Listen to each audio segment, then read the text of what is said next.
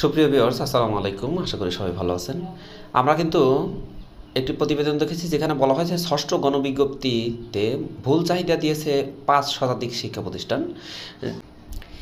বেসরকারি শিক্ষা প্রতিষ্ঠানে ষষ্ঠ গণবিজ্ঞপ্তিতে ভুল চাহিদা দিয়েছে ৫০০ এর অধিক শিক্ষা প্রতিষ্ঠান। ভুল চাহিদা দেওয়া পদগুলোতে কাউকে সুপারিশ করা হবে না বলে জানা গেছে।